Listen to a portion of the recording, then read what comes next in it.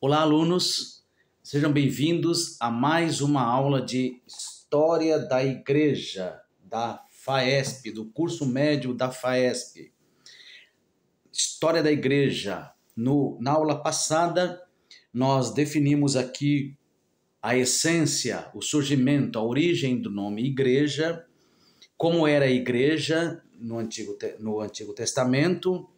A Igreja era Israel, né?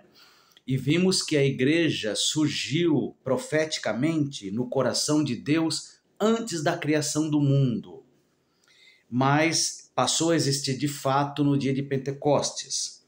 Vimos que o apóstolo Paulo dá o nome de igreja, lembrando do costume grego que havia naquela época de convocar os moradores de uma determinada cidade para saírem de suas casas e irem a um lugar onde ali seriam discutidos os negócios da cidade, da polis.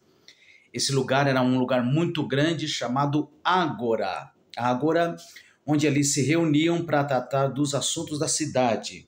No capítulo 19 de Atos, quando Paulo está em Éfeso, há uma grande revolta porque os homens de Éfeso, quando eles passam a se converter ao evangelho, eles tinham como profissão fazer nichos, né? Pequenos amuletos, relíquias, réplicas do templo da Diana dos Efésios, adorado em toda a Ásia.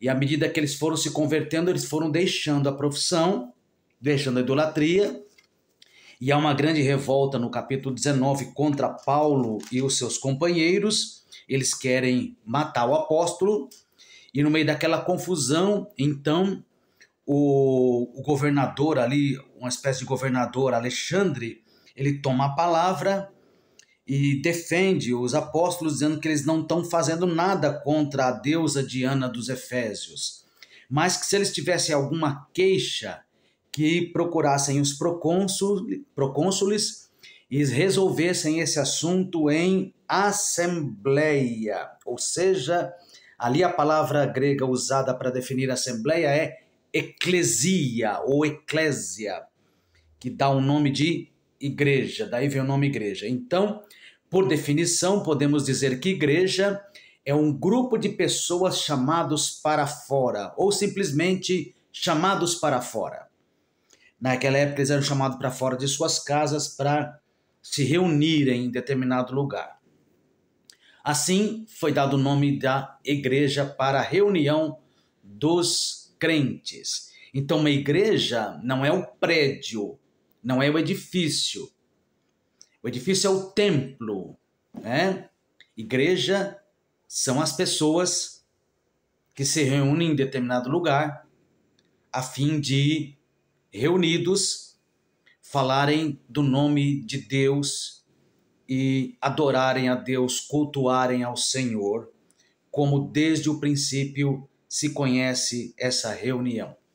Muito bem, então a igreja surgiu assim, o nome, a igreja baseada sobre Cristo, e o Senhor Jesus, Gálatas 2:2, diz que Cristo veio, Gálatas 4:4. O texto diz que Jesus veio na plenitude dos tempos, quando tudo já estava pronto. O Império Romano havia criado um sistema de estradas, acabado com os crimes e a pirataria, o que facilitou a pregação do Evangelho. O Império Grego trouxe a influência em todos os setores, principalmente na língua, pois o Novo Testamento foi escrito na língua grega, então agora eles já tinham uma língua universal para pregar o Evangelho. E os judeus deram a lei, a palavra do Antigo Testamento, a Torá e os profetas e todo o Antigo Testamento. Cada povo, então, contribuiu com o que tinha para a plenitude dos tempos. E nessa plenitude dos tempos, ou seja, quando estava tudo pronto, Jesus veio, nascido de mulher, nascido sob a lei, diz o texto. Jesus veio no tempo certo. Se viesse 300 anos ou 200 anos antes, teria encontrado o mundo em guerra. Mas Jesus veio no tempo certo, porque os romanos organizaram o mundo de então. Grandes construtores eram os romanos. Então, a partir daí, Jesus chama um grupo de 12 homens, os discípulos, os prepara, os envia como apóstolos no fim do Evangelho de Mateus. Eles saem pregar o Evangelho e logo esse Evangelho encontra as primeiras barreiras, que foi a resistência dos judeus, exigindo que os que se convertessem seguissem a lei de Moisés. Está aqui no capítulo 15, né, de Atos, quando há o concílio de Jerusalém. Eles se reúnem lá porque o apóstolo Paulo, o apóstolo Pedro e os demais estão dizendo aos apóstolos em Jerusalém, ao grupo de apóstolos, que quando eles pregam o evangelho, as pessoas recebem o Espírito Santo como eles receberam no dia de Pentecostes. Por isso, os apóstolos julgam que não é mais necessário a guarda da lei, a exigência da circuncisão, da guarda dos preceitos da lei de Moisés. Então eles se reúnem ali, e aí Tiago, o pastor da igreja, toma a palavra e decide que não vão exigir dos gentios nada além da guarda do princípio de deixar a idolatria, os alimentos sacrificados aos ídolos, a carne sufocada, a prostituição e o sangue. Essas quatro conselhos, 2 são preceitos para os gentios e 2 são preceitos judaicos. Aliás, os 4 são para os gentios, mas 2 deles são preceitos judaicos baseados nas alimentações, nos alimentos, que não podiam ter o sangue nem a carne sufocada, e que se abstivessem da prostituição ou da fornicação, em algumas versões, e da comida sacrificada aos ídolos, ou seja, a idolatria no geral. Então agora eles passam a receber os gentios na igreja. Eles são aceitos, como Cornélio foi, né, na experiência que teve com Pedro, de agora não exigir mais deles a guarda da lei.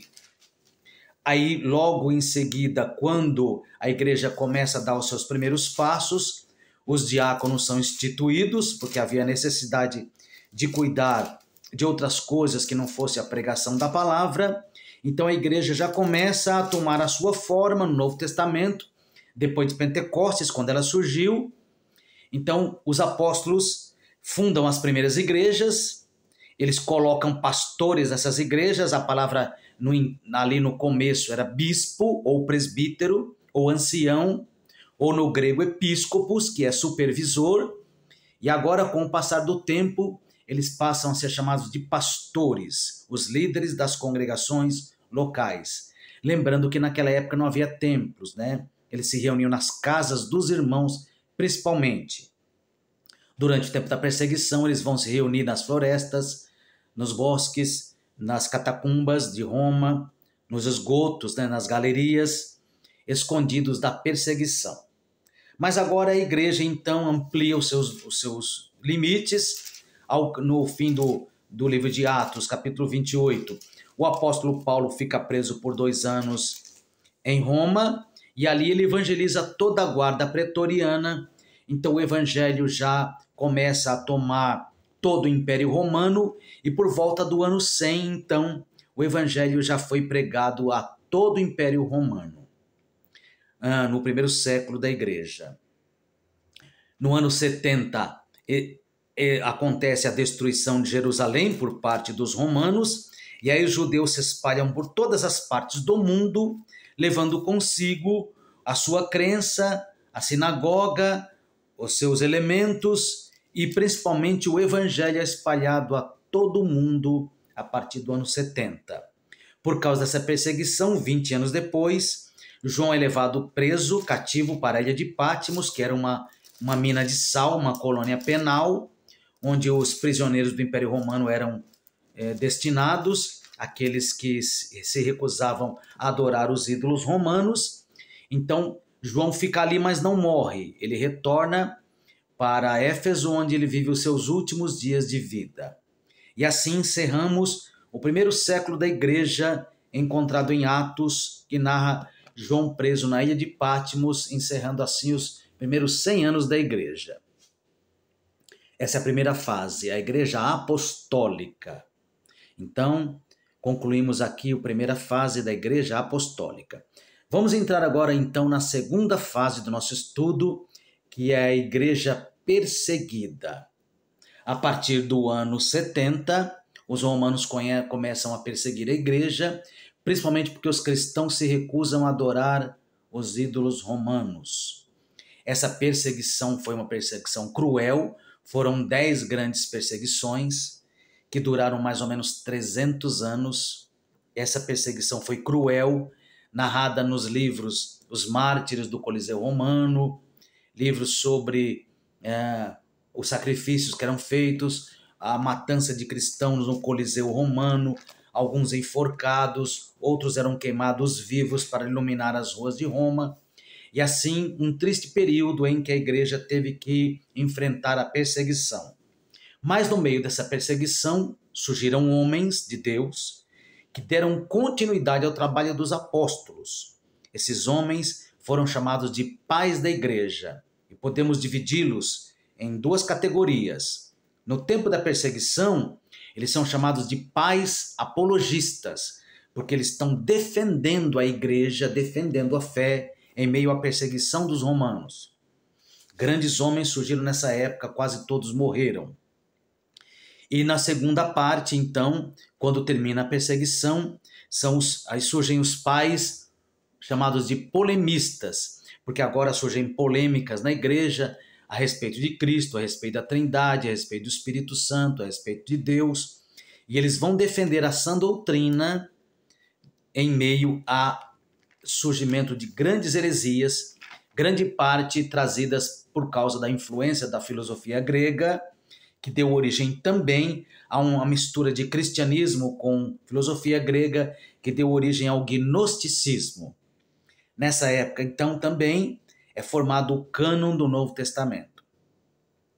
Então, esse período dos pais da igreja é o período de grande perseguição que vai até o ano 313, quando então Constantino resolve pôr fim à perseguição e convoca um concílio na cidade de Nice para debater temas como principalmente a humanidade e a divindade de Cristo, o que gerou o credo niceno, o credo atanasiano também, que foram homens que lutaram para defender a doutrina de que Cristo tinha 2 naturezas numa só pessoa, é a união hipostática, em que as 2 naturezas se fundem, formando uma só pessoa, e que Cristo é igual a Deus, não é inferior, não é criado.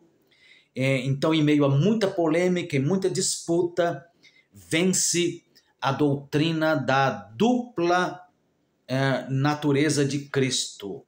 E os arianos são derrotados. Era uma doutrina defendida por um bispo de Alexandria chamado Ário. E os arianos, que são os testemunhos de Jeová modernos, eles defendiam que Jesus Cristo era um ser inferior a Deus. Não era da mesma natureza, mesma essência de Deus, e portanto era um ser inferior, não era igual a Deus. E graças a Deus foi triunfou a doutrina da dupla natureza de Cristo, e de Cristo é igual a Deus. Ele é um com o Pai. Ele mesmo diz no livro de João, no Evangelho, eu e o Pai somos um. Então, graças a Deus, de lá para cá, essa doutrina foi confirmada no Concílio de Éfeso e depois ratificada no Concílio de Calcedônia em 451 depois de Cristo.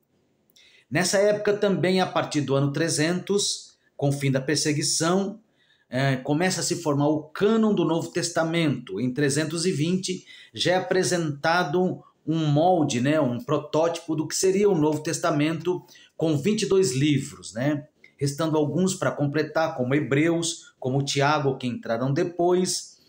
E então, em meio a muita polêmica, Marcião, o herege, cria o seu cânon do Novo Testamento, tirando todos os livros que fazem menção à lei, tirando Mateus, tirando Hebreus, tirando Romanos, e fazem um cânon diferente. Então a igreja reage, combatendo as heresias de Marcião, esse gnóstico, E então defendem que o Novo Testamento tenha 27 livros como os temos hoje.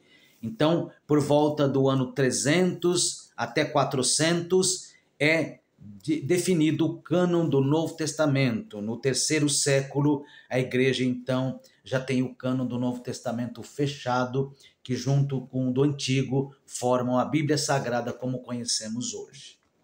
Muito bem. Mas com o fim da perseguição, agora os gentios, os pagãos, passam a fazer parte da igreja. Não gentios, pagãos. Passam a fazer parte da igreja e não mais por conversão e batismo, mas por decreto. Cumprindo a lei, eles são obrigados a se tornarem cristãos e entram para a igreja com todos os seus deuses, as suas crenças, sem passar por conversão, o que vai fazer com que a igreja, no decorrer dos séculos, se desvie do seu caminho, porque esses pagãos que trazem as suas crenças, eles tornam-se padres, pastores e, no futuro, até papas pagãos.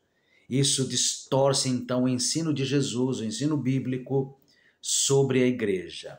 O que ela deve guardar, por exemplo, com o passar do tempo, por volta do ano 400, a igreja já começa a cultuar os mortos. Depois, com o passar do tempo, já começa a adoração de imagens. Depois, em seguida, o culto a Maria. No ano 600, a igreja adota o nome de Católica Apostólica Romana. E eu quero lembrar para vocês todos que durante mais de 1000 anos só existia uma igreja, que era a igreja de Roma, com sede lá em Roma. O bispo de Roma era o chefe da igreja, e a igreja foi se fortalecendo cada vez mais. Com a queda do Império Romano no ano 450, surgem os bárbaros, que tomam a Europa, mas esses bárbaros eles eram guerreiros, eles eram homens ignorantes, né? Guerreiros apenas, nenhuma cultura eles possuíam, então eles foram facilmente conquistados pela igreja. Então, encerra o domínio político de Roma, mas continua o domínio religioso, porque o evangelho, o cristianismo, aqui vamos chamar a partir de agora de cristandade, passa a dominar os pagãos, e a igreja então fortalece-se cada vez mais e cresce de forma assustadora. Mas ao contrário do crescimento da época da perseguição, quando muitos eram salvos pelo testemunho dos cristãos que eram mortos, agora eles passam a fazer parte da igreja, a igreja cresce muito, mas a igreja perde em qualidade. Porque na época da perseguição, os crentes eram autênticos, porque ninguém ia fazer parte de uma igreja que estivesse marcada para morrer, que vivesse debaixo da lei, que vivesse fora da lei, que fosse perseguida. Só quem era crente de verdade aceitava a perseguição, o risco de ser morto a qualquer momento. Mas agora, quando não há mais perigo de morte, todos então passam a fazer parte da igreja para ficar de bem com o imperador. Nos primeiros anos era o imperador quem nomeava o bispo de Roma. Lá na frente, na Idade Média, é a igreja quem vai nomear os imperadores, tirando e colocando os chefes das nações. Mas com a chegada dos bárbaros, a Europa muda o seu cenário. Ela deixa de ser tribos e passam a constituir as nações, os países. Por isso há uma grande mudança. As tribos germânicas vão dar origem à Alemanha, à Áustria. As tribos dos francos vão dar origem à França, à Bélgica, à Holanda. As tribos iberianas vão dar origem a Portugal, Espanha, os ibéricos. As outras demais tribos, os anglos e saxões, os bretões, vão dar origem à Inglaterra, Irlanda, Escócia. Então são as tribos que vieram lá do Oriente, lideradas por homens como Gengis Khan, o Conquistador, Marco Polo, né? Então são esses os guerreiros que invadiram e ajudaram a derrubar, no ano 450, o Império Romano. Império esse que surgiu 100 anos antes de Cristo e durou até 450 depois de Cristo. Isso vai mudar a forma da Europa. A Europa agora é constituída de feudos, de países, e vem o período do feudalismo, em que os reis são senhores absolutos de determinadas terras. Surgem os burgueses, os nobres, né? Os comerciantes e a ralé, os súditos em geral. Então agora, a partir desse momento, a igreja fortifica-se cada vez mais, mas a igreja vai contar com a ignorância completa das pessoas. E agora a igreja passa, na Idade Média, a exercer um grande controle, uma grande influência sobre a vida das pessoas. No ano 500, viveu o último dos pais da igreja, que foi Agostinho. Então, encerra-se o período dos pais da igreja e agora vamos entrar no período da igreja imperial, porque a igreja se alia ao Estado e passa a ser uma coisa só. A igreja e o governo se fundem e passam a dominar todo o mundo de então. Fora os cristãos, havia apenas os judeus que ainda guardavam a sua fé em grupos espalhados por todo o mundo, né? Mas eles conviviam assim com o Império Romano, que já não existia mais e agora era o Império Cristão, a cristandade. Muito bem, e isso agora nos leva a entrar então no período da Igreja Imperial, ou o período da Igreja da Idade Média, que foi mais ou menos do ano 450 até 1517. Então, irmãos, aqui você pode entender os motivos que levam a igreja a estar do jeito que ela está hoje, a igreja católica, né? A igreja católica era a igreja dos apóstolos, mas com o passar do tempo ela foi se desviando. Nos trilhos da história, ela se desviou e tomou um rumo contrário à palavra de Deus, com fortalecimento dos papas e dos padres, porque na Idade Média o padre, ele batizava a criança recém-nascida, ele fazia o casamento dos homens, das mulheres, ele era o delegado da cidade, era o juiz da cidade, e no final da vida, os cemitérios católicos só enterravam aqueles que eram cristãos, né? Cemitério cristão para cristãos, então o padre ia lá e exercia a extrema unção. Esses mandamentos, que a igreja chama de sacramentos, como de extrema unção, a igreja cria 7 sacramentos. Sacramentos como batismo, primeira comunhão, crisma, ordem, casamento, extrema unção, né? Então a igreja cria 7 sacramentos e passa a dizer, então, ensinar que através desses sacramentos você recebe graça. Então, torna-se obrigatório na vida de todo cristão passar por todos esses ritos, e a igreja com isso controla a vida das pessoas e controla também, e ganha muito dinheiro também, porque as pessoas são obrigadas a pagar para enterrar um parente, pagar para casar, pagar para batizar. Todos os ofícios da Igreja Católica hoje são pagos, nenhum é feito de graça.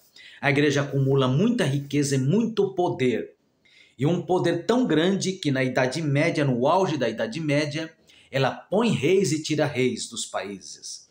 Isso, com o passar do tempo, vai levar com que essas nações criem um sentimento de nacionalismo e de tentativa de sair do controle da Igreja Católica.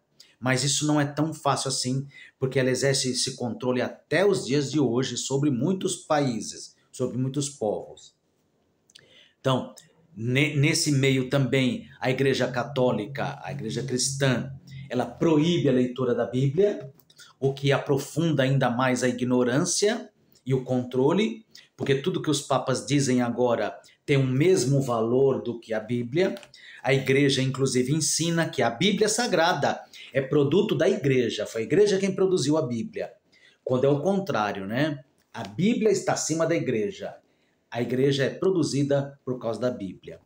Então, baseado nesse entendimento de que a igreja está acima da palavra de Deus, tudo que os papas vão dizer agora tem a mesma validade, a mesma importância, a mesma sacralidade da Bíblia Sagrada ou até mais. O Papa se torna quase um semideus, né? Um representante de Deus na Terra. Tudo que ele disser tem que ser obedecido sob pena de fazer com que as nações que desobedeçam, ou os povos que desobedeçam, sejam excomungados, e assim eles acreditavam piamente que estavam condenados ao inferno. Ou seja, com o passar dos séculos, a igreja vai exercendo um controle absoluto sobre a vida das pessoas. De tal forma que, por volta do século XV, no século XV, a igreja institui as indulgências como forma de angariar mais recursos. A igreja cria dogmas como o purgatório, como o dogma de que Maria foi ao céu, que ela é intercessora entre Deus e os homens, que ela é mãe de Deus, e outras heresias que a Igreja Católica defende. Ao ponto de, no século XV, como eu estava dizendo, a igreja criar um sistema chamado indulgência. O que é indulgência? Era um papel que tinha o selo da Igreja Católica e do Papa, só o selo, a marca do anel dele, o sinete, e esse papel custava um valor que não era barato. Pagando por esse papel, por essa escritura, era só você colocar o nome da pessoa ali, se estivesse morto, então Maria automaticamente ia ao purgatório, tirava aquela pessoa de lá e levava para o céu. Se a pessoa estivesse viva, aquele papel significava o perdão de todos os seus pecados. E é essa situação que os primeiros pré-reformadores vão encontrar na igreja. Insatisfeitos com isso, revoltados com isso, eles se insurgem, se levantam contra essas heresias, mas eles não têm sucesso porque eles são mortos, assassinados pela Igreja Católica ou ameaçados de morte. Galileu, um desses cientistas, ensinava que quem girava era a Terra que girava em torno do Sol. Mas como a Igreja Católica ensinava que o Sol que girava em torno da Terra, então ele teve que voltar atrás sobre o risco de ser condenado à morte. Então vejam que, ao mesmo tempo em que cresce a insatisfação dos reis com a Igreja Católica, porque a Igreja Católica exercia um controle absoluto sobre os reinos, exigia altos impostos e eles tinham que pagar. Então a Igreja Católica tinha uma ingerência sobre todos os assuntos de cada país, de cada nação, de cada povo. Então os reis tornam-se já insatisfeitos, alguns deles, com esse domínio completo da Igreja Católica. Mas eles não fazem nada porque não surge alguém capaz de enfrentar a Igreja. Então nós encerramos esse período da Idade Média com essa situação, a igreja totalmente fora dos padrões bíblicos. Até que surge um homem chamado Martinho Lutero, que era um monge, que se insurge contra a igreja e escreve 95 teses numa noite em que ele teve um diálogo com Satanás, Satanás dizendo que ele podia fazer tudo o que ele quisesse, subir as escadarias de Roma, rezar Padre Nosso, rezar Ave Maria, chicotear as costas, as penitências, que era um sistema de castigo que a igreja criou.